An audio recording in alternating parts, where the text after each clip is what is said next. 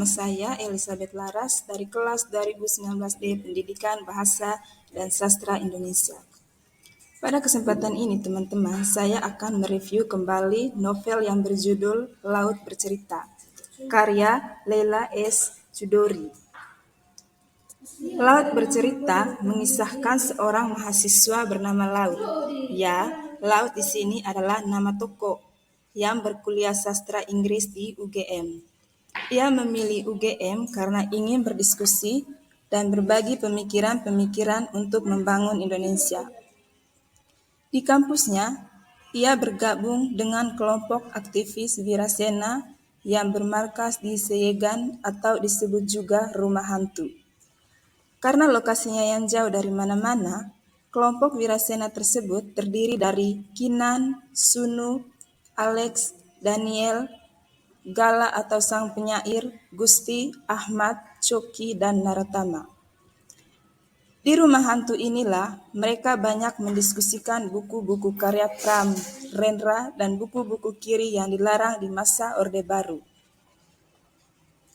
Sekali ketahuan, mereka akan ditangkap polisi dan dijebloskan ke penjara. Pada tahun 1998, Laut menjadi Sekjen Wirasena, sekaligus menjadi buronan pemerintah Orde Baru, bersama dengan teman-temannya yang lain. Khususnya Kinan, Dalang atau Ketua Wirasena. Aktivitas mereka selama ini membantu masyarakat seperti menanam jagung di Blagunan telah diketahui oleh pemerintah. Semenjak menjadi buron, Laut dan teman-temannya berpindah tempat dari satu ke kota lain, ke tempat-tempat terpencil yang tidak terjamah oleh orang, terutama polisi. Ketika masa pelariannya, Laut masih tetap menulis. Ia sering menulis puisi dan cerpen, lalu mengirimkannya ke surat kabar dan majalah. Saat itu, ia mengirimkan cerpennya ke majalah Tera, tentunya dengan nama samaran. Cerpen itu berjudul Rizky Belum Pulang. Ia berharap keluarganya dapat membaca cerpen itu. Ia sendiri sangat menyesal, sekarang identitas keluarganya pun terkuak. Siapa orang tuanya, pekerjaan orang tuanya, bahkan adiknya dan kampus kuliahnya. Tahun 1998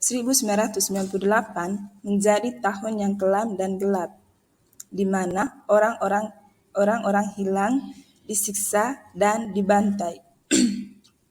Pada tahun itu juga, Laut beserta kawan-kawannya berhasil diringkus dan dijebloskan ke sebuah tempat yang keji. Mereka disiksa, distrum berkali-kali, diberi semut rang-rang, serta ditendang agar mau memberi kesaksian siapa dalang dari mereka atau Wirasena dan siapa yang membiayai kelompok itu selama ini.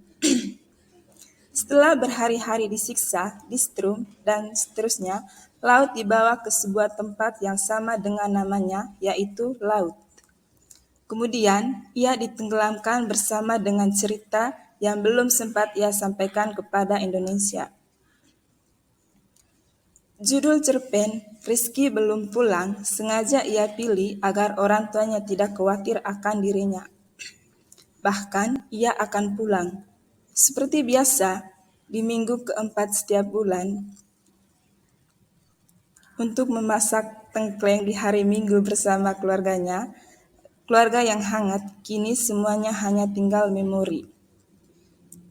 Tetapi kedua orang tuanya masih menjalankan ritual yang sama, yaitu memasak tengkleng setiap hari Minggu, dan berharap Laut muncul di balik pintu. Adik Laut ingin sekali meyakinkan kedua orang tuanya bahwa kakaknya Laut tidak akan pulang. Ia sendiri tidak tahu apakah kakaknya masih hidup, sehat, apakah baik-baik saja. Semuanya hanya menjadi tanda tanya. Laut dan teman-temannya yang lain tidak sempat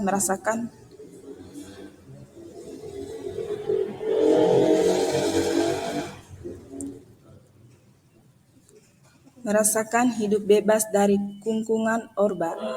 Namun, kerja keras mereka dirasakan oleh orang-orang yang mereka sayangi. Laut bercerita bertutur tentang kisah keluarga yang hilang. Sekumpulan sahabat yang merasakan kekosongan di dada. Sekelompok orang yang gemar menyiksa dan lancar berkhianat. Sejumlah keluarga yang mencari kejelasan, makam anaknya, dan tenang cinta yang tak akan luntur.